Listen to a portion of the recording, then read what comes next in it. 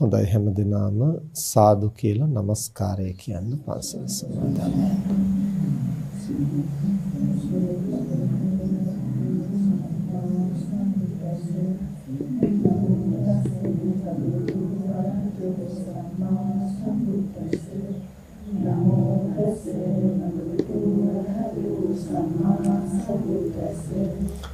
බුද්ධං සරණං ගච්ඡාමි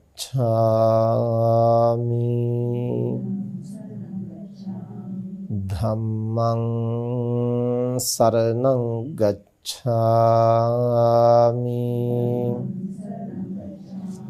සංඝං සරණං ගච්ඡාමි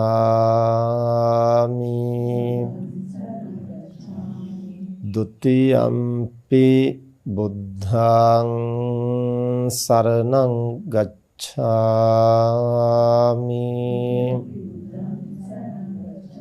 ဒုတိယံ ධම්මං සරණං ගච්ඡාමි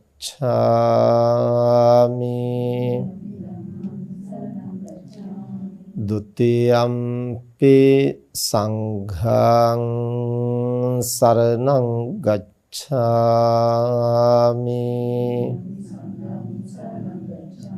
තතියම්පි බුද්ධං සරණං ගච්ඡාමි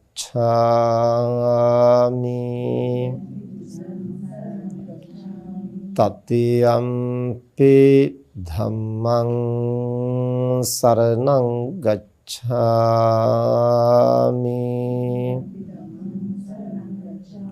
තතියම්පි සංඝං සරණං ගච්ඡාමි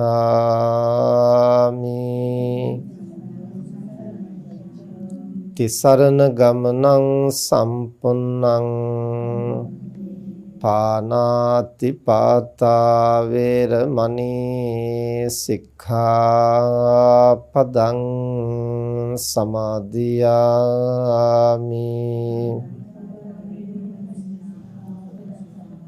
අදින්නාදානා වේරමණී සික්ඛාපදං සමාදියාමි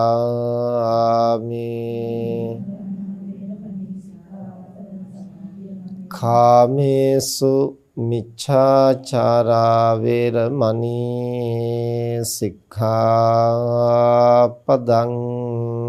සමාදියාමි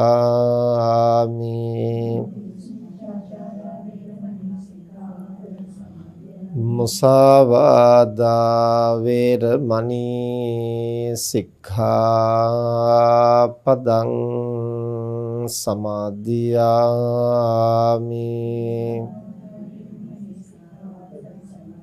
සුරාමේරය මජ්ජපමා දට්ඨානා වේරමණී සික්ඛාපදං සමාදියාමි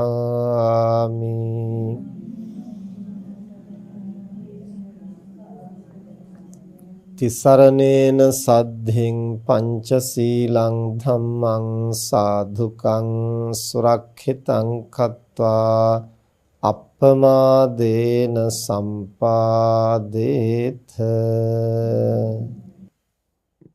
සමන්ත චක්කවාලේසු අත්‍රා ගච්ඡන්තු දේවතා සද්ධම්මං මුනි රාජස් සුනන්තෝ සග්ග මොක්ඛදං ධම්ම ශ්‍රවණ කාලෝ අයං භදන්තා ධම්ම ශ්‍රවණ කාලෝ අයං භදන්තා ධම්ම ශ්‍රවණ කාලෝ අයං භදන්තා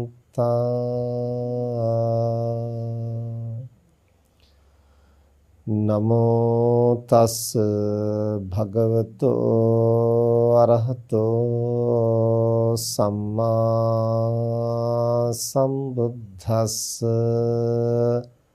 නමෝ තස් භගවතෝ අරහතෝ සම්මා සම්බුද්දස්ස නමෝ තස් භගවතෝ අරහතෝ සම්මා සම්බුද්දස්ස යෝචකෝ භික්ඛවේ මාතා පිතරෝ අසද්ධේ සද්ධා සම්පදාය සමාදපේති නිවේසේති පතිට්ඨාපේති දුස්සීලේ සීල සම්පදාය මච්චරිනෝ ඡාග සම්පදාය දුප්පඤ්ඤේ පඤ්ඤා සම්පදාය සමාදපේති නිවේසේති පතිට්ඨාපේති එත්තාවතාකෝ භික්ඛවේ මාතා පිතුන්නං කතංච හෝති පටිකතං චාති. සද්ධාවන්ත පින්තුනි, අද දවසේ මේ පින්වත් හැම දිනාම තමනුත් ධර්ම ශ්‍රවණය කරමින් අන් අයටත් දහම් අසන්නට අවස්ථාවක් සලස්වා දෙමින් ධර්ම දානමේ මහ පිංකමක් සිද්ධ කරන්නට අවශ්‍ය කටයුතු සම්පාදනය කරගත්තේ ජනවාරි මාස 27 වෙනි දිනට 73 වන ජන්මදිනය යෙදී තිබෙන 2019 වර්ෂයේ දෙසැම්බර් මාසේ 31 වැනි දින පරලෝසපත් වන්නට යෙදුණු තමන්ගේ ආදරණීය ස්වාමි පුරුෂයාට දයාබර පියාණන් වහන්සේට ආර්.එස්. පෙරේරා පියතුමන් සිහිපත් කරලා එතුමන්ට එතුමන්ගේ භව ගමන සුවපත් වෙන්නට ඉක්මන් භවයකදී චතුරාර්ය සත්‍ය ධර්මය අවබෝධ කරන්නට මේ කුසලයේ හේතු වේවා කියන ප්‍රාර්ථනාව ඇතිව ඒ ආදරණීය මෑණියන් වහන්සේ මූලිකත්වයේ තබාගෙන අචිනී අරුණ අයේෂා යන මේ දූ දරුවන් ඥාතීන් හිතවතුන් සියලු දෙනා මේක රාශී වෙලා අද දවසේ මේ පින්කම සිද්ධ කරන්නේ. අද ධර්මදේශනාව තුළින් අපි විශේෂයෙන් පැහැදිලි කර දෙන්නට බලාපොරොත්තු වෙන්නේ මීට පෙර අවස්ථාවන්හිදී අපි ධර්මදේශනා වලින් වාර කිහිපයක්ම පහදා දීලා තියෙනවා. යම්කිසි කෙනෙක් මිය පරලොව යන අවස්ථාවක තමන්ගේ සිත සකස් කරගන්නේ කොහොමද කියලා. මේ යන පුද්ගලයා විසින් මතු භවය සුවපත් කරගන්නට නිවන අරමුණු කරගෙන අපි කොහොමද අපේ සිත සකස් කරගන්නේ කියන කාරණය. අද ධර්ම දේශනාවේදී අපි විශේෂයෙන් පැහැදිලි කර දෙන්නට අදහස් කළේ එහෙම තමන්ගේ පියා හෝ මව හෝ අවශේෂ ඥාතිවරයෙක් හෝ මිය පරලොව යන අවස්ථාවේ අපට කොහොමද උදව් කරන්න පුළුවන් මේ යන පුද්ගලයාගේ මනස නිවැරදි තැනක පිහිටුවා ගන්නට. නිවැරදිව මනස සකස් කරගෙන මේ යන්නට ඥාතිවරයෙකුට අපි කොහොමද උපකාර කරන්න කියන කාරණයත් අපි විශේෂයෙන් දැනගෙන තේරුම්ගෙන තිබිය යුතු වෙනවා. ඒ මොකද අපටත් යම් දිනක මේ යන්නට සිද්ධ වෙනවා. ඒ නිසා අපි මේ යන අවස්ථාවේ සිත සකස් කරගන්නේ කොහොමද කියලාත් අපි වටහාගෙන පුරුදු පුහුණු වෙන්නට ඕන. ඒ වගේම අපේ ඥාතීන් හිතවතුන් වැඩිහිටියන් පමණක් නෙවෙයි ලදරු තරුණ ඒ කොයි කවුරු වුණත් අපේ ඥාතීන් හිතවතුන් ඕනෑම මොහොතක මේ යන්නට පුළුවන්. ඉතින් ශනිකව හදිසි අනතුරක් වෙලා අපි නොදන්නා තැනකදී මිය ගියොත් අපිට කරන්නට දෙයක් නැහැ. නමුත් අපි දන්නා අවස්ථාවක අනුක්‍රමයෙන් මරණයටපත් වෙනවායි කියලා අපිට පෙනෙනවා නම් අසනීපයකින් හෝ වයෝවෘද්ධ භාවයටපත් වීම නිසා හෝ එහෙම නැත්නම් හදිසි අනතුරක් නිසා හෝ ශනිකව මිය පරලොව යන්නේ නැතුව ක්‍රමානුකූලව ටිකෙන් ටික ජීවිතයේ අවසාන අවස්ථාවට ලං වෙනවයි කියලා අපිට පෙනෙනවා නම් ඒ බඳු කෙනෙකුට උදව් කරන්න පුළුවන් අපි බුද්ධිමත් වුණොත්. ඒ නිසාද ධර්මදේශනාවේදී අපි ඒ කාරණයක් මූලික කොටගෙන විශේෂයෙන් මව්පියන්ට අනුග්‍රහ කිරීම වශයෙන් ඒ අයගේ මනස සකස් කරගන්නට අපි කොහොමද සහාය වෙන්නේ කියන කාරණේ මාතෘකා කොටගෙන අද ධර්ම දේශනාව සිද්ධ කරන්නට අදහස් කළේ. ඒ සඳහා අපි මාතෘකා කළේ අංගුත්තර නිකායෙහි දැක්වෙන සූත්‍ර පාඨයක්. බුදුරජාණන් වහන්සේ දේශනා කරනෝ ද්වින්නාහම් භික්ඛවේ නසුප්පතිකාරං වදාමි ඛතමේ සංවින්නං මාතුච පිතුච. මහණෙනි, මේ ලෝකයේහි දෙදෙනෙක් ඉන්නවා. ඒ දෙදෙනාට උපකාර කරලා ප්‍රත්‍යුපකාර කරලා කළගුණ දක්වලා කවදාවත් දරුවෙකුට නිම කරන්න පුළුවන් කමක් නැහැ. කවුරුන් දෙදෙනා? මාතුච පිතුච, අම්මා සහ තාත්තා දෙදෙනා. එතකොට බුදුරජාණන් වහන්සේ දේශනා කරන උපමාවකින් ඒක කළ හැකි දෙයක් නොවෙන්න පුළුවන්. නමුත් බුදුරජාණන් වහන්සේ අම්මා තාත්තගේ වටිනාකම, අම්මා තාත්තගේ ගුණයට ප්‍රතිඋපකාර කිරීමේ නොහැකි බව පෙන්වන්නට එහිදී උදාහරණයක් දක්වනවා. මහණෙනි, වසර 100ක් ජීවත් වෙන කෙනෙක්, දරුවෙක් වසර 100ක් ජීවත් වෙනවා නම් ඒ අම්මා තාත්තත් ඒ වසර 100 ඒ විදිහෙන් ජීවත් වෙනවා නම් ඒ දරුවා අම්මව එක උරහිසක තියාගෙන තාත්තා අනෙක් උරහිසේ තියාගෙන බිමට නොබස්වාම සියලු අප උපස්ථාන කළත් ඒ අම්මා තාත්තා මල මුත්‍ර පහ කරන ඒවාටවත් බිමට බහින්න නැතුව ඒවත් අර උර මතම තියාගෙන ඒ කටයුතුත් කරන්නට සලස්වනවා නම් අවශ්‍ය කෑම බීම උපස්ථාන සියල්ලක්ම උරහිස් දෙක මත තියාගෙනම සිදු කරනවා නම් මෙසේ වසර 100ක් අම්මා තාත්තට දෙවුර මත තබාගෙන සියලු අප උපස්ථාන කළත් ඒ දරුවවත් අම්මා තාත්තට හැබෑ උපකාරයක් කළාය, ප්‍රතිඋපකාරයක් කළාය, මනවින් කළගුණ දැක්වාය කියලා කියන්නට පුළුවන් කමක් නැහැ කියලා බුදුහාමුදුරුවෝ දේශනා. මේ උපමාව ප්‍රායෝගිකව කළ හැකි දෙයක් නෙවෙයි. බුදුරජාණන් වහන්සේ ඒ උපමාවෙන් දක්වන්නේ එහෙම යම්කිසි කෙනෙකුට කරන්න පුළුවන් වුණත් ඒ තනත්තා මව්පියන්ට සැබෑ සත්කාරයක් කළා වෙන්නේ.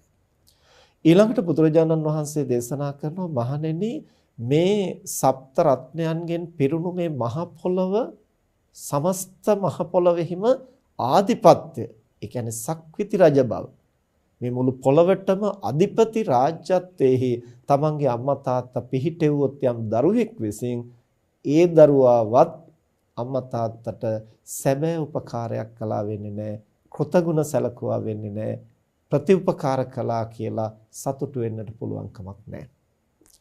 ඊළඟට බුදුරජාණන් වහන්සේ දේශනා කරනවා, ඇයිද එහෙම ප්‍රතිඋපකාර කරලා නිම කරන්නට බැරි? බහුකාරා භික්කවේ මාතා පිතු. මහණෙනි, අම්මා තාත්තා දෙන්න දරුවන්ට බොහෝ උපකාරවන්තයෝ. ඉමස්ස ලෝකස්ස දස්සේතාරු ආපාදකා පෝසකා ඉමස්ස ලෝකස්ස දස්සේතාරු. මේ ලෝකයට ජනිත කරලා, මේ ලෝකයේ තුල පෝෂණය කරලා, මේ ලෝකේ ජීවත් වෙන හැටි සම්පූර්ණයෙන් ලෝකය අපට ප්‍රකට කරන්නේ අම්මා තාත්තා විසින්.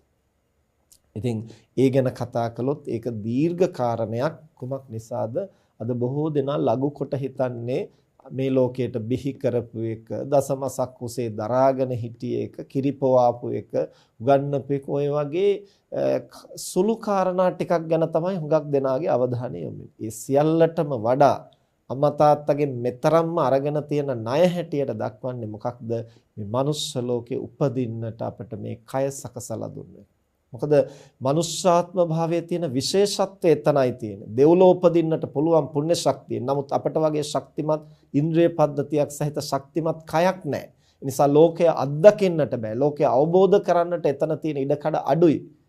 තිරිසන් ලෝකේ කය ශක්තිමත් වුණාට සිත ශක්තිමත් නැහැ. සිත ගත එක්වන්ව, සමබරව, ශක්තිමත්ව, තීව්‍රව ලැබපු එකම ආත්ම භාවය මනුෂ්‍යාත්ම භාවය.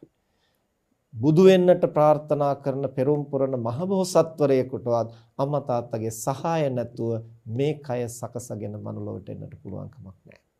එහෙමනම් අපි මේ මනුස්ස ලෝකෙට ඇවිත් යම්තාක් යහපත සිද්ධ කරනවා නම්, නිවන් අවබෝධ කරගන්නට, මේ ධහම ප්‍රත්‍යක්ෂ කරන්නට මනස පුහුණු කරනවා නම්, ඒ සියලු අත්දැකීම් සඳහා 50%කින් අපට දායකත්වයේ දරලා තියලා තියෙන්නේ අම්මා සහ තාත්තා.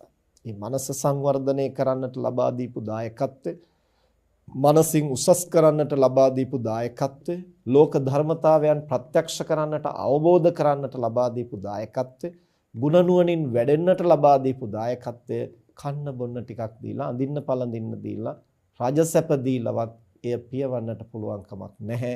පියවනවා නම් පියවන්නට පුළුවන් එකම ක්‍රමයකින් පමණයි කියලා බුදුරජාණන් වහන්සේ දේශනා කළා.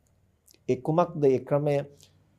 යෝචකෝ භික්කවේ මාතා පිතරෝ අස්සද්ධේ සද්ධා සම්පදාය සමාදපේති නිවේසේති පතිට්ඨාපේති.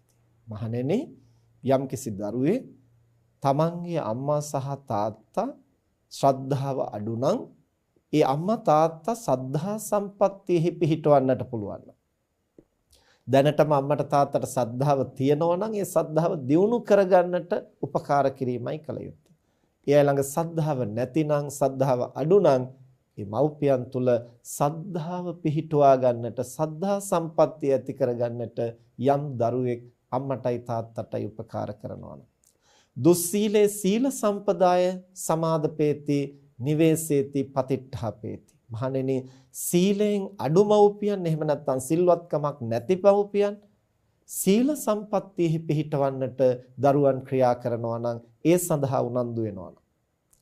මච්චරිනෝ ඡාග සම්පදාය සමාදපේති නිවේසේති පතිට්ඨාපේති. මහණෙනි, මසුරු අම්මා තාත්තා කියන්නේ දන් දෙන්නට යොමු වෙලා නැති මව්පියන් දානය සඳහා, පරිත්‍යාගය සඳහා යොමු කරනවා නම්, පොළඹවනවා නම්, මඟ පෙන්වනවා නම්, සහාය වෙනවා නම්, ඒ වගේම දුප්පඤ්ඤේ පඤ්ඤා සම්පදාය සමාදපේති නිවේසේති පතිට්ඨාපේති. මහණෙනි, ප්‍රඥාව අඩු මව්පියන් ප්‍රඥා සම්පත්තියෙහි පිහිටවන්නට, එහි යොදවන්නට යම් දරුවෙක් ක්‍රියා කරනවා නම් අන්නේ දරුවා මහණෙනි කතංච හෝති පටිකතංච. මහණෙනි, ඒ දරුවා අම්මා තාත්තා වෙනුවෙන් සත්කාර කළත් වෙනවා, ප්‍රතිඋපකාර කළත් වෙනවා, අතිරේක සංග්‍රහයක් කළත් වෙනවා කියලා බුදුරජාණන් වහන්සේ දේශනා කළා. එහෙනම් අච්චර උරහිස් දෙක මත තියාගෙන අවුරුදු 100ක් උපස්ථාන කළත් සාමාන්‍ය පුද්ගලයෙකුට කරන්න බැරි මහා පරිත්‍යාගය කළා වුණත් අම්මා තාත්තට නිවැරදිව සංග්‍රහ කළා වෙන්නේ නැහැ. මුළු පෘථුවියෙහිම ආධිපත්‍යයට පමුණුවලා රජසැප විඳින්නට, සක්විති රජසැප විඳින්නට සැලැස්සුවත් ඒ මව්පියන්ට දරුවෝ නිවැරදිව උපකාර කළා වෙන්නේ නැහැ. නමුත් මේ කරුණු හතරෙන් සංග්‍රහ කරන්න පුළුවන් නම් සද්ධාවෙන්, සීලෙන්, ත්‍යාගයෙන්, ප්‍රඥාවෙන් අම්මා තාත්තට උපකාර කරන්න පුළුවන් නම් ඒ දරුවා තමයි සැබවින්ම මව්පිය සංග්‍රහය කරන කෙනා කියලා බුදුරජාණන් වහන්සේ දේශනා කළා. මේන් අදහස් කරන්නේ අර භෞතික වශයෙන් කරන උපකාර වැඩක් නැහැ කියන එක නෙමෙයි. ඒ ටිකත් අවශ්‍යයි. හැබැයි එපමණකින් පමණක් අපේ කාර්යභාරය නිමා වෙන්නේ නැහැ. කුමක් නිසාද? අම්මා තාත්තගෙන් අපි අරගෙන තියෙන ගනුදෙනුව භෞතික හුවමාරුවක් විතරක් නෙමෙයි. මානසික වූද, ආධ්‍යාත්මික වූද ගැඹුරු ගුණාත්මක දායාදයකුයි අපි මව්පියන්ගෙන් ලබලා තියෙන්නේ. ඒකට ප්‍රතිඋපකාර කරන්න නම් මිල මුදලින්, භෞතික සම්පත් වලින් බෑ, ගුණයෙන් සහ නුවණින් ඒ අයට සත්කාර කළොත්, උපකාර කළොත්, ගුණය සහ නුවණ දියුණු කරගන්නට සහාය වුණොත් අන්නේ දරුවන් පමණයි මව්පියන්ට සැබවින් උපකාර කළා වෙන්නේ. දැන් මේ කාරණේ කිව්වහම හුඟා දරුවන් මේක මේ පිළිබඳව හිතනවා, කල්පනා කරනවා. හැබැයි ප්‍රායෝගිකව ක්‍රියාත්මක වෙන්නට ගිහිල්ලා බොහොම ගැටලු මතු කරගන්නවා. ඒ මොකද දැන් මේ කාරණේ අහනකොට දරුවන්ට හිතෙනවා ටිකක් සද්ධාව තියෙන, ධර්මයට කැමති දරුවන්ට හිතෙනවා එහෙනම් අපේ අම්මලා තාත්තලා කොහොම හරි ගුණධර්මයට යොදවන්න ඕන. කොහොම හරි යොදවන්න ඕන කියලා අපි හිතුවට අපට ඕන විදිහට අම්මා තාත්තා යොදවන්නට බෑ. මොකද ඒගොල්ලෝ සසරේ ආපු ස්වභාවයක් තියෙනවා. ඒගොල්ලන්ට ඇබ්බැහි වෙච්ච, හුරු වෙච්ච රටාවක් තියෙනවා. අනිත් එක දැන් ඒගොල්ලෝ වයෝවෘද්ධ වෙලා, ඒගොල්ලන්ගේ ජීවිතේ දැන් අවම වශයෙන් 4න් 3ක්වත් දැන් ගත වෙලා ඉවරයි. එතකොට එහෙම වෙනකොට ඒගොල්ලෝ සාංශාරික වශයෙන් ඇති කරගෙන ආපු හුරු පුරුදු ඇබ්බැහි, මේ ජීවිතේ ඒගොල්ලන්ගේ සිතුම් පැතුම්, ආකල්ප, රුචි අරුචිකා ඒවා එක පාරටම අපට ඕන වෙච්ච පමණට වෙනස් කරන්න හදන එක නෙවෙයි මේකෙන් අදහස් කරන්නේ. දැන් කෙනෙක් ಗುಣධම්මකට යොමු කරනවා කිව්ව ගමන් අපිට හිතෙන්නේ අපි හදාගෙන ඉන්න, අපි ಗುಣධමයි කියලා හදාගෙන ඉන්න අච්චුවට අනිත් අය රිංගවන්න තමයි අපි බලන්නේ. එහෙම රිංගවන්න බැරි නම් ඒක ඊට පස්සේ ඒකට දඟලනවා, ගැටෙනවා, හැපෙනවා. අර තියෙන ඒ හොඳයිකමත් ඊට පස්සේ නැති කරගන්න. ඊට පස්සේ අම්මා තාත්තා තුළ සද්ධාව, සීලය, ත්‍යාගය, ප්‍රඥාව නෙමෙයි තියෙන ගුණයත් නැති කරලා තියෙන ප්‍රඥාවත් මොට කරලා දරුවොත් එක්කත් ගැටිලා ද්වේෂ සහගතව මිය යන්නට සලස්සනවා නම් ඒක දරුවන් විසින් කරගන්න අලාභයක්, අපරාධයක්. ඒ නිසා අම්මා තාත්තා ගුණධමයට යොමු කරන්නට ඕන වෙච්ච පමණටම අපට ඒක කරන්න බෑ. ඒකට අපි බොහෝම ප්‍රඥා සම්පන්නව, උපායශීලීව කටයුතු කළ යුතු වෙනවා. අපි බොහෝ අවස්ථාවල ධර්මදේශනාවලදී පැහැදිලි කරනවා අපට යමක් කරන්නට නම් කෞශල්‍යයන් තුනක් තියෙනවා. කෞශල්‍ය කියලා කියන්නේ හැකියාවන්. මොනවද හැකියාවන් තුන? ආය කෞශල්‍ය, අපාය කෞශල්‍ය සහ උපාය කෞශල්‍ය. ඒ අදාළ පරමාර්ථ සාධනය සඳහා සාධක වෙන්නේ මොනවද කියලා නිවැරදිව හඳුනා ගැනීම ආය කෞශල්‍ය. ඒකට බාධක වෙන්නේ මොනවද කියලා හඳුනා ගැනීම අපාය කෞශල්‍ය. බාධක දුරු කරලා සාධක මතු කරලා අවස්ථාවෝචිතව ක්‍රියාත්මක වෙලා අදාළ පරමාර්ථය වෙත අනුක්‍රමයෙන් යොමු කරන්නේ, අදාළ පරමාර්ථය සඵල කරගන්නේ කොහොමද කියලා අවස්ථාවෝචිතව දක්ෂ වීම උපාය කෞශල්‍ය. ඉතින් අපි ගොඩක් දෙනෙකුට සද්භාවය තියෙනවා. සද්භාවයෙන් තමයි අම්මා තාත්තා එතනට යොමු කරන්න හදන්නේ. හැබැයි අර ආය කෞශල්‍ය, අපාය කෞශල්‍ය, උපාය කෞශල්‍ය නැතිනම් ඒ හොඳ දේ කරන්නට ගිහිල්ලාම ප්‍රශ්න ඇති කරගන්නවා. දැන් අම්මා තාත්තා සම්බන්ධව විතරක් නෙවෙයි දරුවෝ සම්බන්ධවත් ඔය කලබගෑනියම වෙනවා. බිරිඳ සැමියා සම්බන්ධවත් ඔය කලබගෑනියම වෙනවා. සමහර භාර්යාවන්ට ඕන වෙනවා තමන්ගේ සැමියා ධම්මකට යොමු කරන්න. එතකොට සැමියා ඊතරම් ඒවට යොමු වෙලා නැහැ කියලා තමන්ට හිතෙනවා නම් ඒ ඉතින් තමන්ගේ තීරණය මතනේ. එතකොට මේ බාහිර කටයුතු වලට සමාජ සේවයට විතරයි යොමු වෙලා තියෙන්නේ. පන්සල් යන්නේ නැහැ, සිල් ගන්න නැහැ, ගුණධම් වඩන්නේ නැහැ, භාවනා කරන්නේ. ඒ නිසා එතනට යොමු කරන්න ඕන කියලා හිතෙනවා. ඒක හොඳ අදහසක්, සත්පුරුෂ අදහසක්. හැබැයි එහෙම කරන්න කියලා අර ස්වාමියා අකමැති දෙයම නැවත නැවත කරන්න කියලා බල කරන්න ගියොත් ගුණධම් වැඩිම කෙසේ වෙතත් බිරිඳත් අප්‍රසන්න වෙන එකයි වෙන්නේ. ඒක මේ මනසේ ස්වභාවය පින්නතුනි. අපි අකමැති දෙයකට යම්කිසි කෙනෙක් නැවත නැවත බල කරනවා නම්, පොළඹවන්න හදනවා නම්, උදේ ඉඳන් රැය වෙනකන් කොච්චර හරි ඒකම කියවනවා නම් එතකොට එපා වෙනවා. අප්‍රසන්න වෙනවා. ඒකෙන් එතකොට සමගි සම්පන්න බවක්වත්, ගුණාත්මක බවක්වත් නෙවෙයි ඇති වෙන්නේ, තව ටිකක් දුරස් වීම. දරුවෝ සම්බන්ධවත් එහෙමයි. දරුවන් හදන්නට කටයුතු කරන දවසක් ඔය අපේ හිතවත් මහත්මේ පන්සලට ඇවිදින් කතා කරනකොට කිව්වා, "හාමුදුරනේ ඔබ වහන්සේගේ අර CD තැටියක් තියෙනවා ධර්මදේශනා 200ක් විතර තියෙන. ඒක මම නිතර අහනවා. එතකොට මම දැන් CD තැටියක් වෙනම ගත්තා තව එකක්. මොකටද? දැන් ඉදිරි නිවාඩු කාලේ එන්නේ අපේ පුතාට එක දවසකට එක බණක්වත් අහන්න කියලා කොහොම හරි යොමු කරන්න." පස්සේ මම කිව්වා දරුවන්ට එහෙම බලපෑම් කරන්න යන්න එපා. එතකොට මේ මහත්තයා ඉතින් හාමුදුරුවෝමනේ කියන්නේ මේ බණවලදී දරුවෝ සකසන්න ඕන, දරුවන්ට නිවැරදි මඟ පෙන්වන්න ඕන, ඒක මව්පියන්ගේ යුතුකමක් කියලා. මම කිව්වා එහෙම කියනවා තමයි. ඉතින් එහෙනම් ඉතින් ඒගොල්ලන්ට බණ අහන්න සලස්සන්න නැතුව කොහොමද එහෙම කරන්නේ? මම කිව්වා දරුවෝ කියන්නේ බණ අහන්න සූදානම් පිරිසක් නෙමෙයි. ඒගොල්ලන්ගේ මනස තියෙන්නේ වෙනත් තැනක. ඒතකොට ඒගොල්ලන්ට ධර්මයේ ගැන රුචිකත්වයක් අප විසින් ඇති කරන්න ඕන. නිවාඩු කාලේ අනිවාර්යෙන් බණක් අහන්න ඕන කියලා බල කළාම පොඩි එකාට බණ තිත්ත වෙනවා එතකොට. ඒතර එහෙම වුණොත් ඒ දරුවා සම්පූර්ණයෙන් ධර්මයෙන් ඈත් වෙන්න ඒකම හේතුවක් වෙන්න පුළුවන්.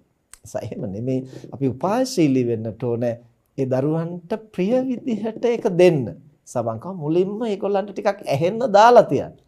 ඊට පස්සේ ඒකේ කියන කාරණා අරගෙන පුංචි පුංචි දේවල් විස්තර කරලා දෙන්න. ඊවෙන් Tamanට ලැබෙන ප්‍රතිලාභ ගැන කියන්නේ. එහෙම ඒගොල්ලන්ට රුචිකත්වයක් ඇති වෙන හැටියට ඕන ටිකෙන් ටික පොළඹවන්න. එතකොට ඒගොල්ලෝ කවදා හරි ඒගොල්ලොම හොයාගෙන අහයි. ඒ නිසා අපි පරිස්සම් වෙන්නට ඕන. තව කෙනෙක් යොමු කරනකොට අපට ඕන වෙච්ච පමණට ඒගොල්ලෝ යොමු කරන්නට බෑ. දවසක් ඔය වගේ ඔය පන්සලට ආපු තරුණ යුවලක් පොඩි දරුවෙකුත් එක්කලා පන්සලේ තියෙන වෙනම තැනක් තියෙනවා බාහිර අය ආවහම කතා බහ කරන්න. ඉතින් මම එතනට ඇවිල්ලා පුටුවේ වාඩි වුණා. අර දෙදෙනත් බංකුවේ වාඩි වුණා. දැන් අපි කතා බහ කරනවා ධර්ම කාරණයක්. අර පුංචි දරුවා ඇවිදින් අම්මා ළඟට ඇවිල්ලා අම්මේ එළියට යන් කිව්වා. අම්මා පුතේ කෑ ගහන්න තින්නකො මේ හාමුදුරුවොත් එක්කලා කතාවක් නෙමෙයි වටින ධර්ම කාරණයක්. පුතත් උහම වාඩි වෙන්නකො අහගෙන ඉන්නකො කියලා කිව්වා. ඊට පස්සේ ටිකක් වෙලා බලන් හිටියා පොඩි එකාට හරියන්නේ නැහැ. ඊට පස්සේ තාත්තා ළඟට ගියා. තාත්තේ එළියට කිව්වා තාත්තත් ඊට පස්සේ පුතේ සද්ද කරන්නේ නැතුව ඉන්නකො මේ වැදගත් කතාවක් කරන්නේ කියලා පොඩි එකාව ඉඳ ගැස්සේ. වරක් දෙකක් අම්මා ළඟට ගියා තාත්තා ළඟට ගියා හරියන්නේ ආපු ගමන් ගැහුවා මට පයින් එක. ඊට පස්සේ දැන් අම්මයි තාත්තයි දෙන්නම කලබල වුණා. පුතේ හාමුදුරන් ගහන්නේ මං කව දරුවට සැර කරන්න එපා මුකුත් කරන්න එපා අපේ වැරද්ද. අපි තුන් දෙනාම යමු එළියට. ඒ මොකද දරුවගේ මනස තේරුම් ගන්න. දැන් දරුවා බැලුවා ගෙදර ඉන්නකොට අම්මට කතා කළාම අම්මා ඇවිල්ලා උස්සලා කරකවලා මූණ ඉඹලා ඉතින් එයාට අනුකූල වෙනවා. තාත්තට කතා කළාම තාත්තා ගෙදරදී අනුකූල වෙනවා. දැන් තාත්තා අනුකූල වෙන්නේ නැහැ අම්මා අනුකූල වෙන්නේ නැහැ. මොකද්ද කියලා දරුවා කල්පනා කළා මේ මෙයා නොනවත්තම කතා කරන එක තමයි ප්‍රශ්නේ. දරුවා දැනගත්තා දැන් මෙතන තමයි ගැටලුව තියෙන්නේ. ඉතින් යාට දැනෙන හැටියට එතනටයි පාර දෙන්න නැත්te කියලා එයා කල්පනා කළා. එක පැත්තකින් ඒ දරුවා බුද්ධිමත්. අනිත් පැත්තෙන් එයාගේ අවශ්‍යතාවය ඉටු කරගන්න එයා කොහොම හරි ක්‍රියාත්මක කරනවා. එතකොට අපි ඒ දරුවාගේ අවශ්‍යතාවය හඳුනාගන්නේ නැතුව එතනදි තරවටු කළා නම් එහෙම ආයේ කවදාවත් පන්සලට එක්කන් එන්න හාමුදුරුවෝ දකින්න ඒ දරුවා අකමැති වෙන්න පුළුවන්.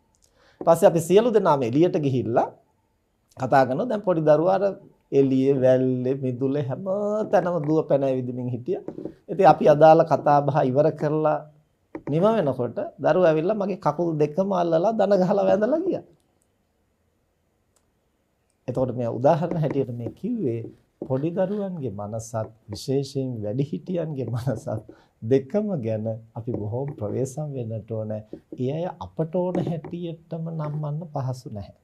ඒ නිසා පරිස්සමින් ඒගොල්ලෝ සිතන පතන රටාව, ඒගොල්ලන්ගේ ආකල්ප, ඒගොල්ලන්ගේ රුචි අරුචිකම්, ඒගොල්ලන්ගේ ඇබ්බැහි, ඒගොල්ලන්ට වටහා ගන්න පුළුවන් ප්‍රමාණය ඒ සියල්ලක් තේරුම් අරගෙන ඕන අන් අයව නිවැරදි මඟට යොමු කරන්න. ඒ නිසා මව්පියන් තුළ සද්ධාව, ත්‍යාගය, ප්‍රඥාව, සීලය මේවා ගොඩනගන්නට ඕන. හැබැයි බොහොම ප්‍රවේශම. දැන් ඔය අපි දන්න තව මහත්මයෙක් විදේශ රටක රැකියාවක් කරමින් ඉඳලා එහෙන් අස් වෙලා ලංකාවට ආවා අම්මා ගුණධම් මගට යොමු කරන්න ඕනේ කියලා. හැබැයි රස්සාවෙන් අස් වෙලා එන්න ලැහත් වෙනකොට මම කිව්වා දෙවරක් හිතලා බලලා ඔය වැඩේ කරන්න කියලා. මොකද දුරින් ඉඳගෙන කරුණු කියනකොට අම්මා තාත්තත් ඒවා ගන්න ටිකක් ලෑස්ති. හැබැයි ළඟ ඉඳගෙන ගෙදර ඉඳගෙනම උපදෙස් දෙන්න ගියන් පස්සේ ඒ දරුවා අප්‍රසන්නම කෙනා බවට පත් වෙන්නත් පුළුවන්. එතකොට දැන් ගොඩක් වෙලාවට අපි දකිනවානේ ඈතින් ඉඳගෙන අවුරුද්දකට සැරයක් ඇවිල්ලා මොනවා හරි ටිකක් ගෙනත් දීලා කතා බහ කරලා එහෙම යනකොට ඒ දරුවත් එක්ක ගැටෙන්න තියෙන අවස්ථා අඩුයිනේ. අර ගෙදර ඉන්න දරුවා හැමතිස්සෙම බෙහෙත් ටික බිව්වද කෑම කෑවද දැන් ගිහින් නිදා ගන්න දැන් මහන්සි වෙන්න එපා ඔය ඇවිදින්න එපා දැන් වල යන්න කොහොම හැමතිස්සෙම බාධා කරන්නේ ගෙදර ඉන්න කෙනාට. ඒතර අර අකමැති දේවල් කරන්න කියන්නේ කැමති දේවල් කරන්න එපා කියන්නේ හැමතිස්සෙම බාධා කරන්නේ ළඟ ඉන්න කෙනා. ඒතර ළඟ ඉන්න කෙනත් එක්කලා රුචිකත්වයකට වඩා ගැටෙන ගතියකුයි ඇති වෙන්නට වැඩිපුර ඉඩ තියෙනවා. මේක ස්වභාවික දෙයක්.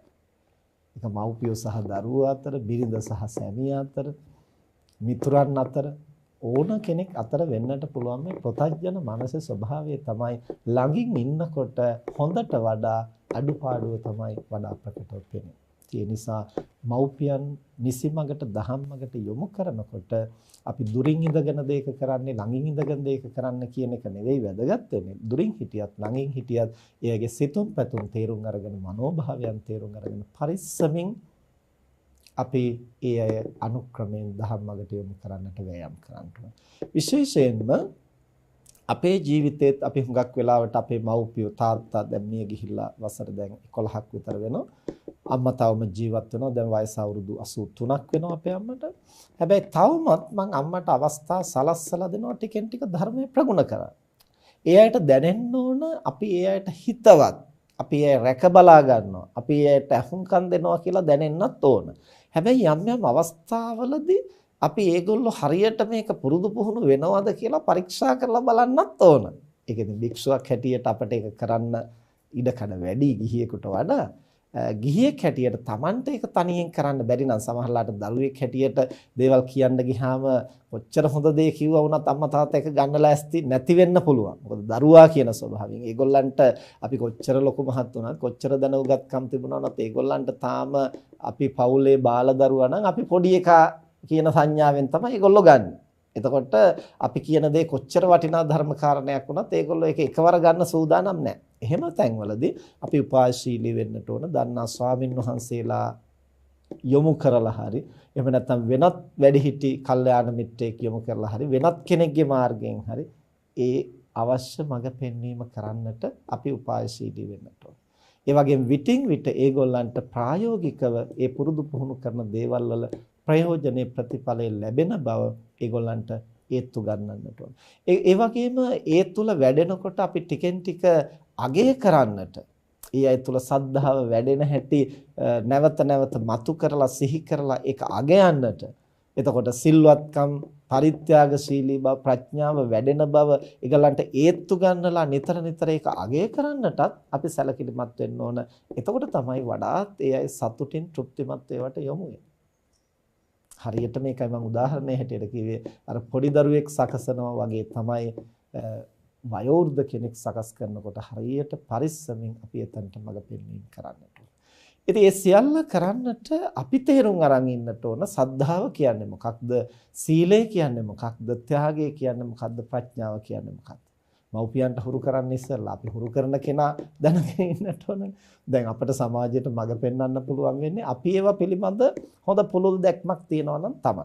දැන් සද්ධාව කියලා සමහරු හිතාගෙන ඉන්නේ පන්සල් යන එක, නිතරම බණ අහන එක, නිතරම පින්කම් කරන එක, නිතරම හාමුදුරුවන්ට වඳින පුදන එක, නිතරම දන් දෙන එක, නිතරම භාවනා කරන එක, අන්න ඒ වගේ යම්කිසි දේවල් ටිකක් හිතාගෙන ඉන්නවා මේවා තමයි සද්ධාව. නෑ පින්නතුනි, ඒ සද්ධාව ප්‍රකට වෙන අවස්ථා. ඒ සිදුවීම් හැටියට සද්ධාව ප්‍රකට වෙනවා. සද්ධාව කියලා කියන්නේ බුදුහාමුදුරුවන්ගේ ගුණ දැන පහදින ගතිය. ධර්මයේහි ගුණ දැනගෙන පහදින ගතිය. සංඝ රත්නයේහි ගුණ දැන පහදින ගතිය. එතකොට මේක මනසේ ඇති වෙන පරිවර්තනය. ඒක ප්‍රකට වෙන අවස්ථා තමයි අර සිල් සමාදන් වෙන, භාවනා කරන, දන් දෙන, වික්ෂුන් වහන්සේලාට වන්දනා කරන, පින්කම් කරන ඒ කටයුතු තුළින් තමයි මේක මතුවලා පෙනෙන්නේ අපිට. හැබැයි ඒක මතුවලා පෙනුනේ නැහැ කියලා අපි හැමතිස්සෙම ඒක මතු කරන්නම දඟලන්න යන්න ඕන නැහැ. ඊය කොයි පැත්තටද කැමති? කැමති පැත්තෙන් ඉදිරියට යන්න සලස්සන්නට ඕන.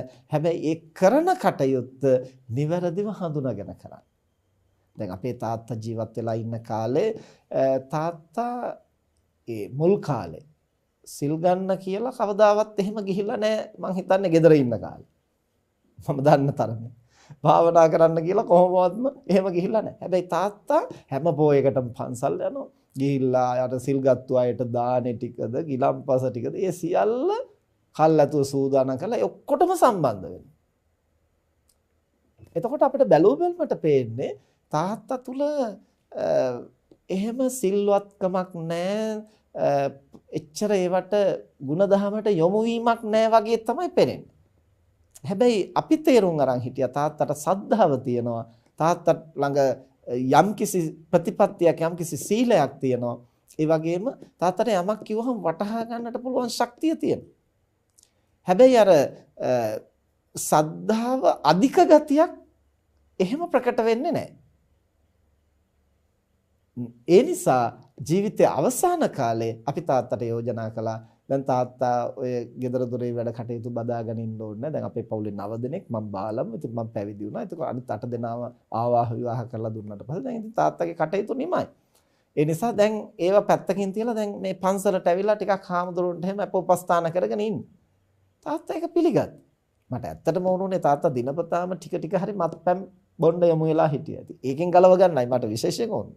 පස්සේ පන්සලට ආවට පස්සේ මත්පැන් බීමත් සම්පූර්ණයෙන් නවත්තලා හාමුදුරන්ට අපෝපස්ථාන. ඊට පස්සේ හැම පොයේටම සිල් ගන්නවා. භාවනා වැඩසටහන් වලට නම් එච්චර යන්නේ නැහැ. වාඩි වෙලා වැඩි වෙලා ඉන්නම හරුයි කියලා. නමුත් ටික ටික තාත්තා තුළ අර ගුණාංග වැඩෙන්න අර එතෙක් තිබුණු කරුණු හොඳට අවදි කරන්නට පුළුවන් වුණා. අර පන්සලේ හිටපු කාලයත්. ඊට පස්සේ තාත්තට පිළිකා රෝගයක් හැදුනා. අන්තිම කාලේ ටික ටික අපිට බොහෝම සමීප වෙලා හිතවත් මට්ටමේ. මොකද තාත්තට අන්තිමට දැනුණා අපි තමයි උදව්වට ඉන්න එකම කෙනා කියලා. කොච්චර දරුවෝ හිටියා වුණත් ඒ පැවිදි වෙච්ච දරුවා තමයි ධර්මානුකූලව පිහිට වෙන්න පුළුවන් එකම කෙනා. ඉතින් ඒ ගෞරවය සහ ඒ විශ්වාසය අපි අතර අපි තියාගෙන හිටියා. නිකන් තාත්තා පන්සලේ හිටියා කියලා වුණත් මම අනවශ්‍ය විදිහට විහිළු තහලුවක්වත් කරන්න යන්නේ නැහැ. ඒ නිසා අපි ගැන ලොකු ගෞරවයක් තුන. ඒ නිසා අවසාන අවස්ථාවේ ටිකෙන් ටික කරුණු කියලා අපිට පුළුවන් වුණා තාත්තගේ මනස සකස් කරන්න. ඉතින් මම හිතන්නේ මේ අචිනි මහත්මියත් විශේෂයෙන් මේ පියාණන් මේ යන අවස්ථාවේ එතුමිය ගොඩක් උනන්දු වුණා ඒ විදිහට පියාණන්ගේ සිත සකස් කරන්න. මොකද ඒ අපේ ධර්මදේශනත් කල්ැතුව අහලා තිබිච්ච නිසා ඒවා හොඳට මනසේ ධාරණය කරගෙන හිටපු නිසා මේ අනිත් දරුවොත් එක්කලා මෑණියොත් එකතු කරගෙන ඉතින් පියාණන්ගේ සිත සකස් කරලා යහපත් ගතියකට පැමිණෙන්න අපිට මේ භව ගමන මෙතනින්ම නිමා කරන්න පුළුවන් නම් තමයි හොඳ. නමුත් එහෙම කරන්න සම්පූර්ණයෙන් තෘෂ්ණාව දුරු කරලා තියෙන්න ඕනේ, කෙලස් නැසලා තියෙන්න ඕනේ. එහෙම නැත්නම් තවත් එක් භවයක හරි අපි උපදිනවා. අඩුම තරමින් අපි සෝවන් ඵලයටවත්පත් වෙලා තියෙනවා නම් අපි දුගතිගාමී වෙන්නේ නැහැ. ඒතර සෝවන් ඵලයටවත්පත් වෙලා නැතිනම් අපිට අවිනිශ්චිතයි අවසාන අවස්ථාවේ සිහිපත් වෙන මනෝභාවය කුමක් වෙයිද කියලා. හැබැයි අපිට අන්න එතනදි තමයි සහාය වෙන්න පුළුවන්, උදව් කරන්න පුළුවන්. ඊයට කොහොමද මනස සකස් කරගන්නේ කියලා. ඉතින් එහෙම හැබැයි කරන්න පුළුවන් වෙන්නේ මරණාසන්න මොහොතේ අපි අපේ සංඥා හඳුනා ගන්නට තරම් සිහි කල්පනාව මේ යන කෙනාට තියෙනවා නම් විතරයි ඒ උදව්ව කරන්න පුළුවන්. දැන් අපි දන්නවා ධර්මයේ සඳහන් වෙනවා කෙනෙක් මරණාසන්න වෙනකොට කර්මයේ මතුවෙන ක්‍රම කිහිපයක් තියෙනවා. ගරුක කර්ම, ආසන්න කර්ම, ආචින්න කර්ම, කටත්තා කර්ම. ගරුක කර්ම කියලා කියන්නේ තමන්ගේ ජීවිතයේ සිද්ධ කරගත්තු කුසල් හෝ අකුසල් හෝ බරපතල දේවල් තමයි මුලින්ම ඉස්මතු වෙලා එන්නේ. අකුසල් කර්ම වලින් බරපතල මේවා තමයි ආනන්තරේ පාප කර්ම. මාතෘ ඝාතනේ, පිතෘ ඝාතනේ, රහතන් වහන්සේලා ඝාතනේ, බුදුවරුන්ගේ ලේසල වීම, සංඝ බෙහෙද. ඔය වයින් එකක් හරි කරලා තියෙනවනම් අනිත් මොන තරම් කුසල් අකුසල් තිබුණත් මරණාසන්න මොහොතේ ඍජුවම ඒ කර්මය තමයි ඉදිරිපත් වෙන්නේ. ආනන්තර පාප කර්මයේ ස්වභාවය ඒකයි. එහෙම ඉදිරිපත් වෙලා ඒකාන්තයෙන් ඊළඟ භවයේ නිරය උපදින තැනට මනස සැකසෙන. ඒක වළක්වන්න බෑ, බුදු කෙනෙකුටවත් ඒක නවත්තන්න බෑ. ඊළඟට කුසල පක්ෂයෙන් නම් ධාන කුසල්. ධාන කුසලය මතුවෙනවා. ඊළඟට සෝවාන් ඵලයටවත්පත් වෙලා තියෙනවා නම් ඒ ඵලගාමී බව. ඵලගාමී වෙච්ච පුද්ගලයා මොන විදිහෙන් මරණයටපත් වුණත් කිසිදාක දුගතියක උපදින්නේ නැහැ. සිහියෙන් මැරුණත් අසිහියෙන් මැරුණත් සෝවාන් ඵලයටපත් වෙලා තියෙනවා නම් ඒ පුද්ගලයා කිසිම කාලයක දුගතියක උපදින්නේ නැහැ. එතකොට මේවා නිශ්චිත කාරණා. ධානයක් උපදවාගෙන හොඳට ප්‍රගුණ කරගෙන තියෙනවා නම් අවසාන මොහොතේ ධාන කුසලයේ තමයි සිහිපත් වෙන්නේ. ඒ ධානයත් එක්කලා තමයි කලුරිය කරන්නේ, එකෙන් පිරිහිලා නැතිනම්. එතකොට කුසල පක්ෂයෙන් ධාන මාර්ගඵල, අකුසල පක්ෂයෙන් ආනන්තරය පාප කර්ම. ඉතින් අපිට ওই දෙකම නැතිනම් අකුසල පක්ෂයේ ගරුක කර්මවත් නැතිනම් කුසල පක්ෂයේ ගරුක කර්මවත් නැතිනම් ඊළඟට මතුවෙන්නට තියෙන පහසුම කර්මය තමයි ආසන්න කර්මය. ඉතින් ආසන්න කර්මය කියලා කියන්නේ ඒ මිය යන අවස්ථාවේ හෝ ඒ දිනේ හෝ ඊට ආසන්න දිනවල මනසට තදින් කාවැදිච්ච දේවල්, හොඳ හෝ නරක. ඒවා අතීතයේ සිද්ධ වෙන්නටත් පුළුවන්, ඒ වෙලේ සිද්ධ වෙන දේවල් වෙන්නටත් පුළුවන්. ඉතින් සිහි කල්පනාව නැතිනම් අපිට එතෙන්දී උදව් කරන්න අමාරුයි. එතකොට ඉතින් මනසේ සටහන් වෙලා තියෙන මොකක් හරි ආසන්න දෙයක් තමයි මතුවෙන්නට ඉඩ කඩ තියෙන්නේ. ඒ කියන්නේ සිහි නැහැ කියන්නේ සිත නැහැ කියන එක නෙමෙයිනේ. සිහි නැහැ කියන්නේ මේ ඉන්ද්‍රයන්ගෙන් බාහිර අරමුණු ගන්නෙ නැහැ. ස්නායු පද්ධතිය මොළය අවශ්‍ය විදිහට ක්‍රියාත්මක වෙන්නේ නැහැ. එතකොට ඒ තනත්තාගේ සිත නැවත නැවත පහළ වෙන නම් අරමුණක් ගන්න ඕනනේ. අරමුණු නැතුව සිත් පහළ වෙන්නේ නැහැනේ. හට ගන්නා සිත වහා භාවයට යනවා. යලිත් අරමුණක් ගනිමින් තමයි සිත් පහළ වෙන්නේ. එතකොට දැන් ඉන්ද්‍රිය හරහා අරමුණු ගන්න බැරි වෙනකොට ඒ පුද්ගලයාට අරමුණු ගන්න පුළුවන් කොතනින්ද? මනසේ පෙර සටහන් වෙච්ච සංඥා.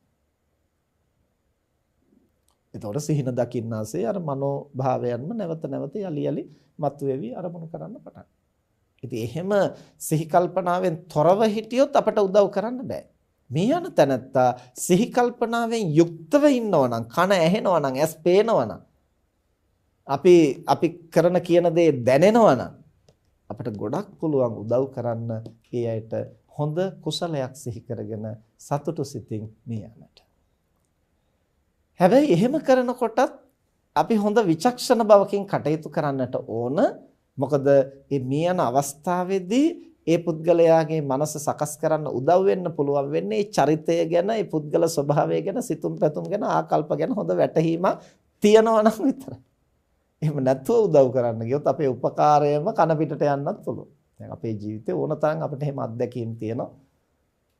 එක අවස්ථාවක ඔය අපේ දායක පවුලක තාත්තා කෙනෙක් වයෝවෘද්ධ කලක් ඉඳලා මේ යන්නට ආසන්නයි කියලා දරුවෝ ඇවිදින් පන්සලට ඇවිත් කිව්වා හාමුදුරනමක් වැඩමගෙන යන්න ඕනේ කියලා. ඉතින් මට තමයි යන්න ඕනේ. මම ගිහිල්ලා වෙලා කතා බහ කරලා බැලුවා මේ තාත්තා මොනවද ජීවිතේ කරගෙන තියෙන කුසල්.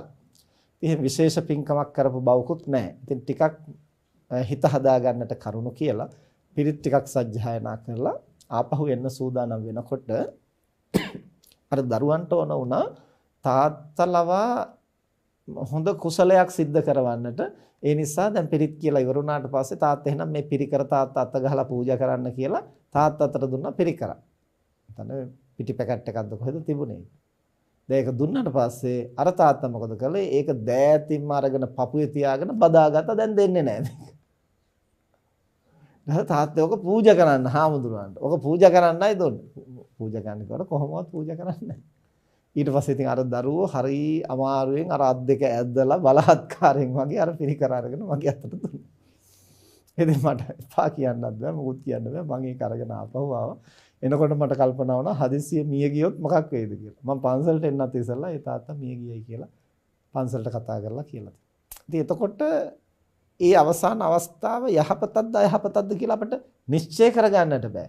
ඇයි දැන් අර සියල්ල Tamanට අහිමි වෙන්නට යන අවස්ථාවේ තව එකක් අතට දීලා ඒකත් බලාත්කාරයෙන් උදුරලා ගන්නකො. ඉතින් ඒ නිසා අපි හරි පරිස්සම් වෙන්නට ඕනේ. මේ මිය යන අවස්ථාවේ ඒගොල්ලන්ගේ සිතුම් පැතුම් සහ ඒගොල්ලන්ගේ ස්වභාවය හඳුනාගෙන උපකාර කරනවා.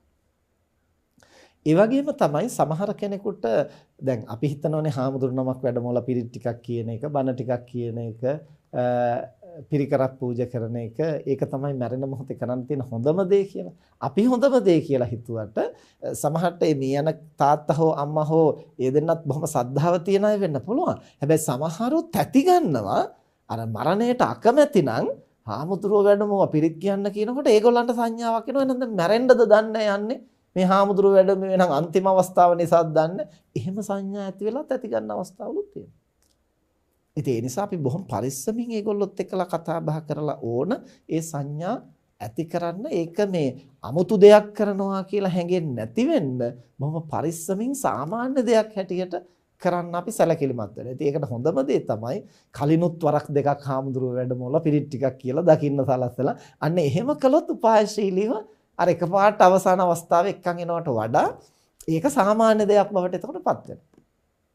දැන් ඔය අපි අපේ පන්සල කිට්ටුවම දායක නිවසක එක තාත්තා කෙනෙක් මේ යනකොට ඉතින් ඒ පුතා හරීම පන්සලට ලැබී වික්ෂුන් වහන්සේලා අසුරු කරන සද්ධාව තියෙන කෙනෙක්. නමුත් ඒ තාත්තා එහෙම කෙනෙක් නෙවෙයි. දවස මුළුල්ලේම මත්පැන් බීගෙන තමයි හිටියේ.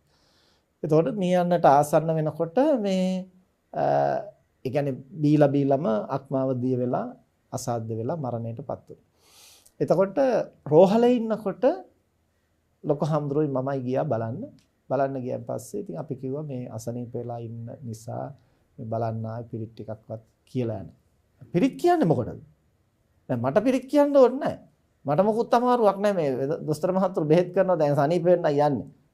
කියන්නේ. එතකොට අපේ ජීවිතේ පළවෙනි අත්දැකීම මට මතක හැටියට පිරිත් ටිකක් කියන්න යනකොට පිරිත් කියන්න එපයි කිව්වා. එතකොට ඒ පෞකාරකම නිසාම නෙමෙයි. ඔහුට දැන් අර භික්ෂුන් වහන්සේලා පිරිත් කියන්න ආවා කියනකොට පොඩි තැතිගැන්මක් ඇති වෙනවා.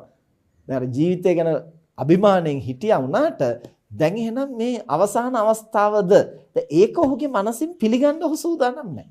ඒක තමයි අර භික්ෂුන් වහන්සේලා ඉදිරියේ කෙලින් මේක ප්‍රතික්ෂේප කළේ. ඒක තේරුම් ගත්තට පස්සේ ඊට පස්සේ ස්පිරිතාලෙන් ගෙදර එක්කගෙන ආවා. ගෙදර එක්කන් ආවට පස්සේ ඒ පුතා නැවත මට කිව්වා නේ හම්දුන පිරිත් ටිකක්වත් කියන්න ඕන. මම කිව්වා පිරිත් කියන්න ලෑස්ති කරන්න එපා. එහෙම වුණොත් හොඳක් කරන්න ගියාට ඒ බලාපොරොත්තු වෙන හොඳේ නෙමෙයි සිද්ධ වෙන්නේ. ඒ නිසා මම කිව්වා පිරිත් කියන්න නෙමෙයි තාත්තට කියන්න. දැන් ඒ පුතත් එක්ක අපි ගොඩක් හිතවත් නිසා තාත්තට කියන්න හාමුදුරුවෝ කිව්වා තාත්තා බලලා යන්න එන්න ඕන කියලා. එහෙම කියන්නේ. කියලා මම ඉතින් පොඩි පොඩි අපිට හම්බෙලා තියෙන පිරිකර ටිකක් එහෙමත් අරගෙන මම ගියා. ගිහිල්ලා වෙලා මේ ඉතින් අසනීපෙන් ඉන්න නිසා බලලා යන්නයි ආවේ කියලා ඉතින් කතා කරලා ඔළුව අත ගාලා සෝද පිරිත් මොකුත් කිව්වේ නැහැ. ඊට පස්සේ අර ටිකක් දීලා හිතවත්ව කතා කරලා ඊට පස්සේ ඊළඟ දවසෙත් මම කිව්වා තව දවසක් ලෑස්ති කරන්න හාමුදුරුවෝ එන්න ඕන කියලා කියනවා කියලා ආයෙත් දවසක් ගිහිල්ලා ඔය දත් බෙහෙත් ටිකක් පළතුරු ටිකක් කොහොම දීලා. ඊට පස්සේ දැන් දවස් කීපයක් ගියාම මේ තාත්තා අහනවලු හාමුදුරුවෝ ටික දවසකින් ආවේ නැහැ මොකද දන්නේ නැහැ නේද? හාමුදුරුවෝ ආයේ වඩිත් දන්නේ නැහැ නේද? දැන් ඔන්න එයාට අවශ්‍යතාවය ඇති වෙනවා. ඊට පස්සේ ආයෙසරයක් ගියා. ගිහිල්ලා ඊට පස්සේ මං කිව්වා දැන් තාත්තගේ මනස දැන් යම් ප්‍රමාණයකට සැකසීලා තියෙන්නේ අර තැතිගැන්ම අඩු වෙලා තියෙන්නේ. දැන් අපි උපායශීලීව දැන් පිරිත් කියන්න බණ කියන මට්ටමට අපි සකස් කරමු. ඊට පස්සේ දැන් ඒක කියන්නේ කොහොමද? අංග කවුරු හරි තව ඉන්න ඥාතියෙකුට හරි කාට හරි එන්න කියලා. ඊට පස්සේ ලොකු අම්මා කෙනෙක් දොහොද ඇවිත් තිබුණා. ආවට පස්සේ දැන් මම ගියාට පස්සේ අර පුතා කිව්වා මේ පිරිත් ටිකක්වත් කිව්වොත් හොඳයි නේද? මම කිව්වා නෑ පිරිත් කියන්න ඕනේ නෑ. පිරිත් කියන්නේ මොකටද තාත්තට දැන් මේ හොඳට සනීපෙන් ඉන්නේ කියලා මම කිව්වා. එතකොට ඒ තාත්තා කිව්වා නෑ ඉතින් ඔය ලොකු අම්මට එහෙම අහන්න ඕන නම් කිව්වට කමක් නෑ. දැන් එයාට ඕන ආශිර්වාදේ. හැබැයි අර මනසින් එන තැතිගැන්ම නිසා එයා ඒක සුහදශීලීව පිළිගන්න ලෑස්ති නැහැ.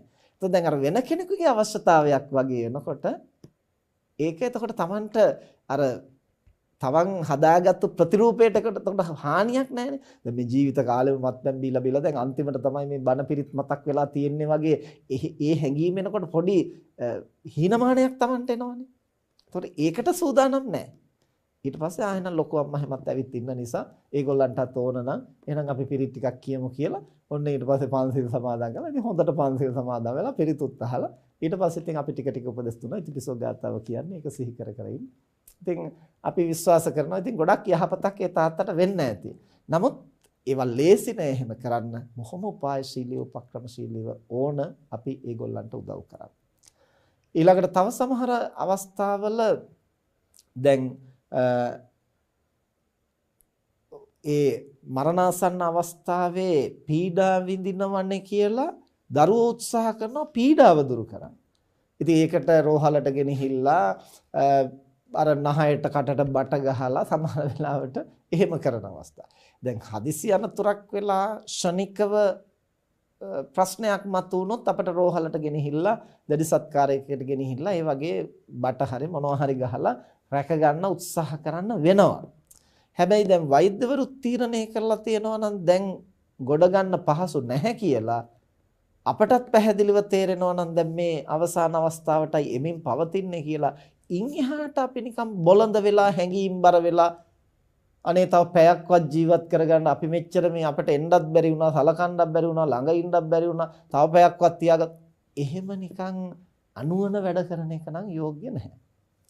මොකද ඒ අවසාන අවස්ථාවේ මේ යන කෙනාට තියෙන්න ඕන සැහැල්ලුවෙන් අවසන් හුස්ම හෙලන්න.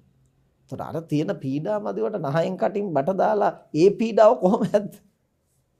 දැන් අපේ කටින් අපේ නහයෙන් බටයක් දානකොට අපිට කොච්චර අමාරුද? ඉතින් ඒ නිසා ඒ වගේ දේවල් අත්‍යවශ්‍ය නම් කරනවා මිසක් එහෙම නැත්නම් අපි මොනම හේතුවක් නිසාවත් පෙනි දැන රකින්නට බෑ කියලා දැන නිකන් අපේ හිත හදාගන්න කියලා විතරක් අපි එහෙම දේවල් කරන්න යන්න සුදුසු නැහැ.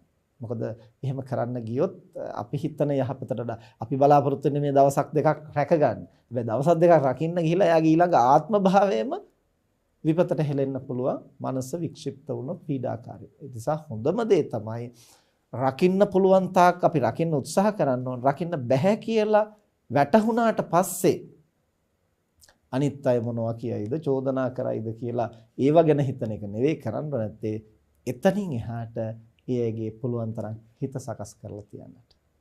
ඉතින් ඒවට අපිට උපක්‍රමශීලීව කටයුතු කරන්න පුළුවන්. දැන් අපේ තාත්තට උනත් අපි කලේ වේදනාවෙන් කෑග ගහ ඉන්නකොට ඉතින් අපි කිව්වා ඉතිපිසෝ ගාතාව සජ්ජායනා කරන සබ්බපාපස්ස ගාතාව. මේ මොනවා කිව්වත් ඒවා ගණන් ගත්තේ නැහැ. මොකද ඒ තරම්ම අර වේදනාව වැඩි නිසා. ඊට පස්සේ බුද්ධ රූපයක් එල්ලලා තිබ්බා බිත්තියේ. ඒක දිහා බලාගෙන බුදුගුණ සිහි කරනවා. එතකොට එහෙම කිව්වට ඒක කරන්නේ නැහැ. හැබැයි ඔහි හැරෙන පෙරලෙනකොටවත් පේනවනේ. එතකොට ටික ටික අර සංඥාව එනවා. ඊට පස්සේ තාත්තගේ තුනටියෙන් පල්ලෙහා පණ නැති වුණා. ඊට පස්සේ වෙන කරන්නම දෙයක් නැති වුණාට පස්සේ මං කිව්වා දැන් ඔය වේදනාවත් එක්ක පොරාලන එක නෙමෙයි ටික ටික හරි සබ්බපාපස්ස ගාතාව කියන. ඒතර තාත්තට දැනුණා දැන් වෙන විකල්පයක් නැහැ. ඊට පස්සේ තමයි ඔන්න ටික ටික ඒක කියන්න පටන් ගත්තේ. ඉතින් එහෙම පියවරෙන් පියවර අපි බොහොම පරිස්සමින් ඕන ඒගොල්ලන්ගේ මනස සකස් කරගන්නට සහාය වෙනවා.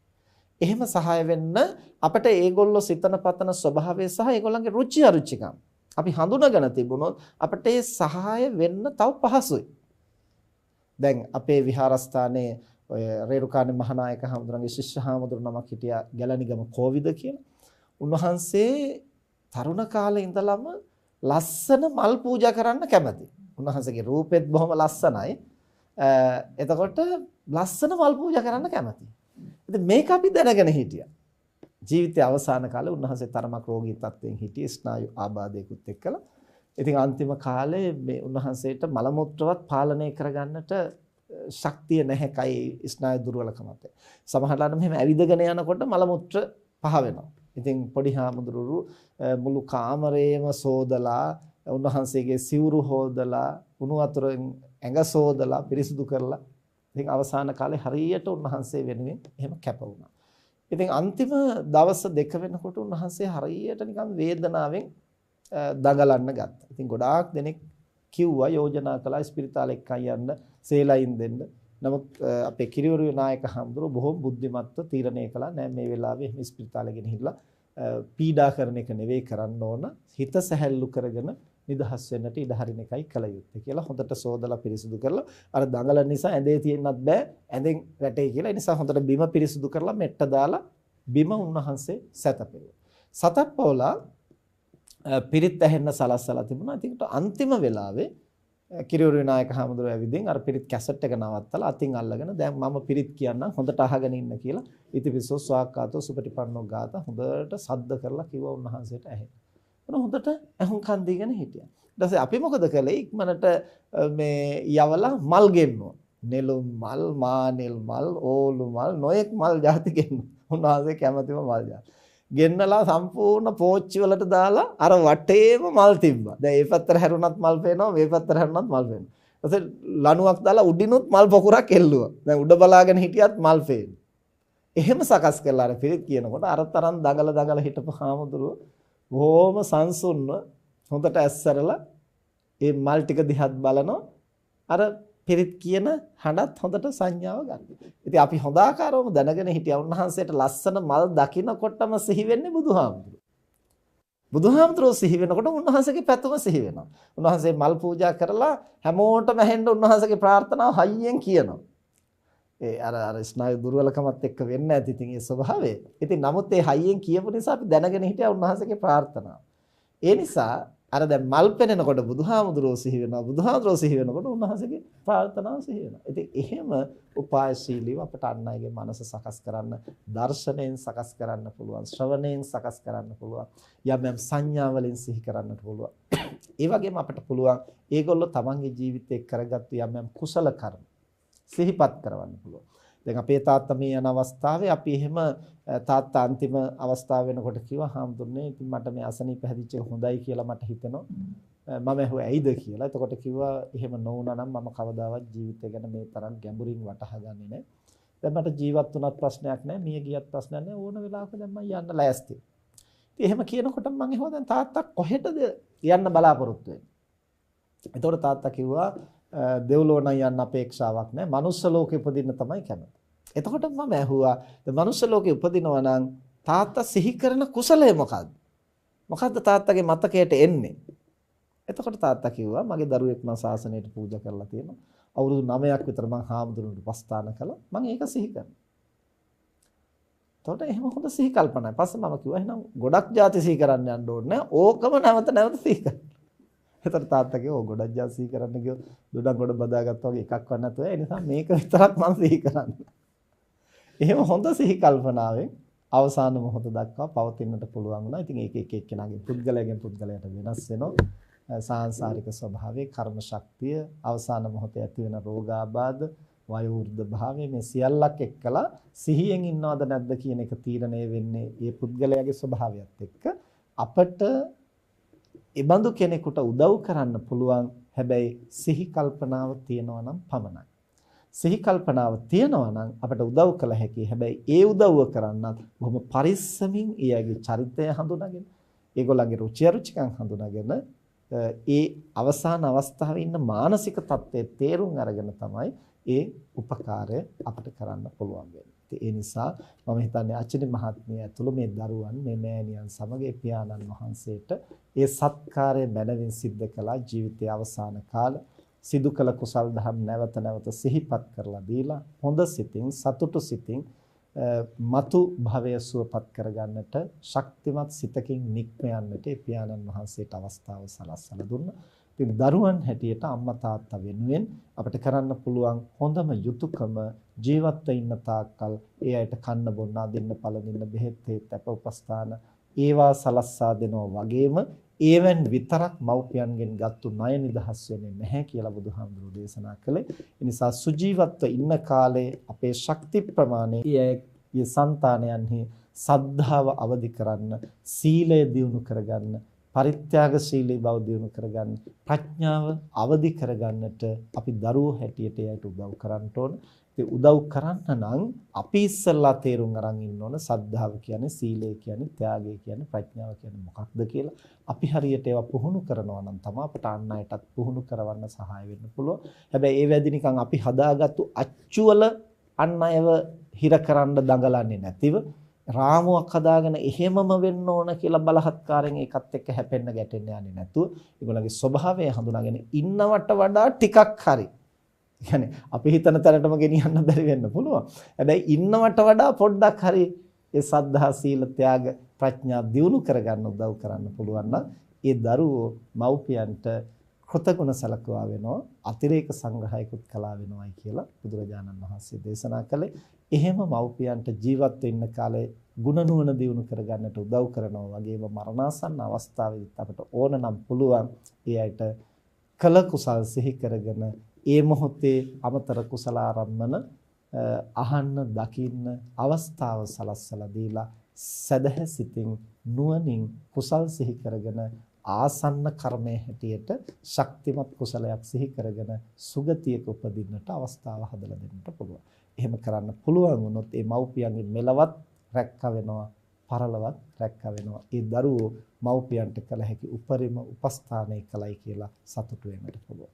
ඒ නිසා මේ අසු දහම් කරුණු සිද්ධි ධාරණය කරගෙන තම තමන්ගේ ශක්ති ප්‍රමාණයෙන් අපේ සිත් සතන් තුළ සද්ධාව, සීලය, ත්‍යාගය, ප්‍රඥාව දියුණු කරගන්නට වෑයම් කරනවා වගේම මව්පියන්ගේ ස්වභාවය තේරුම් අරගෙන අපේ ශක්ති ප්‍රමාණයෙන් ඒ අයටත් සද්ධාව, සීලය, ත්‍යාගය, ප්‍රඥාව දියුණු කරගන්නට සහාය වෙමින් තමනුත් ගුණධම් වඩමින් අන් අයටත් ගුණධම් වඩන්නට මඟ පෙන්වමින් සත්පුරුෂ ජීවිත ගත කරන්නට මේ අසුද්ධහම් කරුණු හැම දිනාටම මහෝපකාරී වේවා කියලා අපි ආශිර්වාද කරනවා. මෙතෙක් වේලා ධර්ම ශ්‍රවණය කිරීමෙන් සිදු කරගත් සියලු කුසල් දෙවියන් සහිත ලෝකයාටත් මිය පරලෝකීය ඥාතීන්ටත් ඔබ අප හැම දිනාටමත් බුදුපසේ බුදුමහරහතන් වහන්සේ නිවී සැනසී පැමිණ වදාළ උතුම් නිවනින් සැනසීම පිණිසම හේතු වේවා කියලා ප්‍රාර්ථනා කරා. ආකාසට්ඨා ච භුම්මට්ඨා දේවා නාග මහිද්దికා පුඤ්ඤන්තං අනුමෝදිත්වා චිරං රක්ඛන්තු ශාසනං. ආකාසට්ඨා ච භුම්මට්ඨා දේවා නාග මහිද්దికා පුඤ්ඤන්තං අනුමෝදිත්වා චිරං රක්ඛන්තු දේශනං.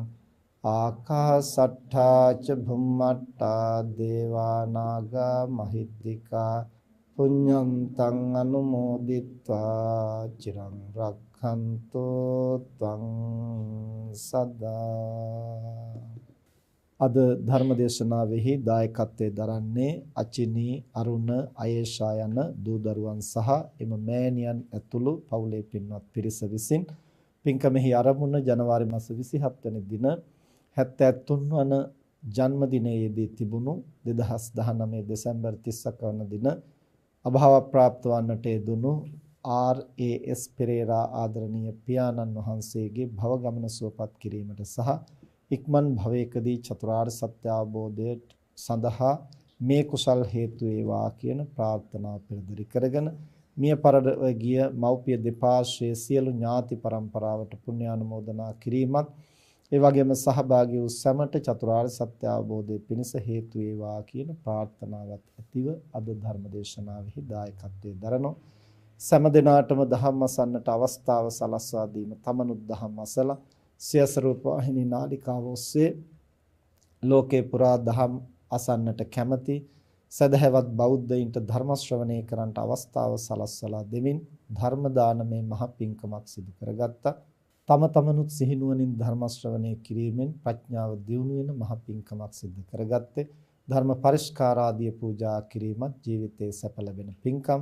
මේ ਸਰව ප්‍රකාරයෙන් සිදු කරගත්තා වූ සියලු කුසල් ලෝකය සම්බුද්ධ ශාසනය ආරක්ෂා කරන පින්තුන් ආරක්ෂා කරන ඉන්ද්‍රාදී සියලු පින් කැමැති දෙවි දේවතාවෝ දේව මාතාවෝ සතුටින් අනුමෝදන් වෙත්වා දෙවියන්ගේ දිවයිසුරු සම්පත් වර්ධනය කරගනිත්වා සම්බුද්ධ ශාසනයත් මනුෂ්‍ය වර්ගයාත් චිරාත් කාලයක් එහෙන් ආරක්ෂා කෙරෙත්වා මේ ආදරණීය මෑණියන් වහන්සේ ඇතුළු දූ දරුවෝ මුණුබුරු මිනිබිරි සියලු දෙනාටමත් මේ පවුල් වලට සහ සම්බන්ධ පින්වත් සෑම සියලු දෙනාටමත් දෙවියන්ගේ ආශිර්වාදයේ රැකවරණය නොමදව සැලසේවා දෙවියෝත් ප්‍රාර්ථනීය බෝධියකින් නිවන් දකිත්වා කියලා ප්‍රාර්ථනා කරන් 2019 දෙසැම්බර් මාස 31 වන දින අභාව ප්‍රාප්ත වන්නට යෙදුණු RAS පෙරේරා ආදරණීය ස්වාමි පුරුෂයාණන් දයාබර පියාණන් මාමා සීයා ආදී වශයෙන් කල්පනා කරගෙන එතුමන් ඇතුළු මේ හැම දෙනාගේම පරම්පරාවල මියගිය සියලු ඥාති හිත මිත්‍රාදීන් මේ කුසල් දහම් සතුටින් අනුමෝදන් වෙත්වා භව ගමන සුවපත් කරගනිත්වා ප්‍රාර්ථනීය බෝධියකින් නිවන් දකිත්වා කියලා ප්‍රාර්ථනා කරා.